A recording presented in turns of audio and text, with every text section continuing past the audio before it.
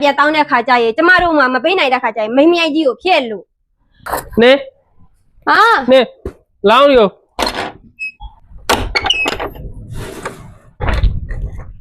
ဘာဖြစ်လဲဒီထက်ပတ်စံ50နှင်းယူလိုက်သေးလားဟုတ်တယ်ယူလိုက်တယ်ဘာဖြစ်လို့လဲဟာမင်းတို့ကလည်းပတ်စံအကုန်လုံးအတဲ့ခါကျရင်50တရားတော့ပြန်တောင်းမရဘူးမသိအောင်ဖွက်ထားရင်လည်းဘယ်နာမှထားမရဘူးဘောင်းမီအိတ်ကထဲထားလည်းထားမရဘူးဆိုင်ကခမောက်ထဲထားလည်းထားမရဘူး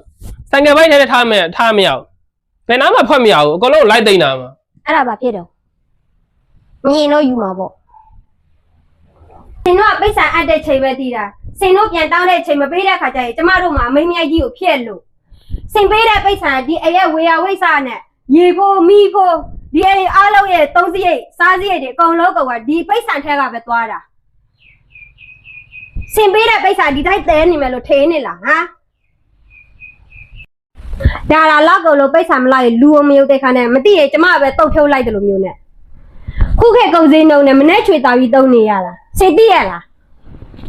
တနေ့ဒီပိတ်ဆံကိစ္စနဲ့ပဲပြဿနာလာရှာနေရတယ်နောက်နေ့စပြီးစိတ်ကိုဈေးပေးသွားမယ်အဲ့ဒီချိန်ကျမှစိတ်ကောက်ကောက်တီးလို့ဘလောက်ကုန်လဲရတယ်နောက်နေ့ကိုဖောင်ကိုသွားယူမယ်ကိုဖောင်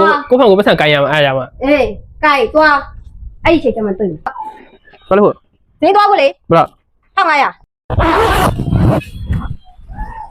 မင်းမဈေးသွားမယ်လို့အိမ်မှာစားကြဘာမှမရှိတော့ကုန်ပြီ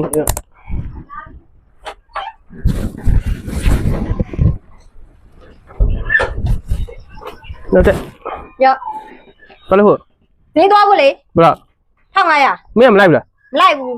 သွားပဲကွက်ကိုဘလောက်ကုန်လဲလို့သိအောင်ယူโอเคရတယ်မလိုက်နေကိုဟောတော့သွားပဲဘလောက်ကုန်လဲဆိုသိချင်မှာလား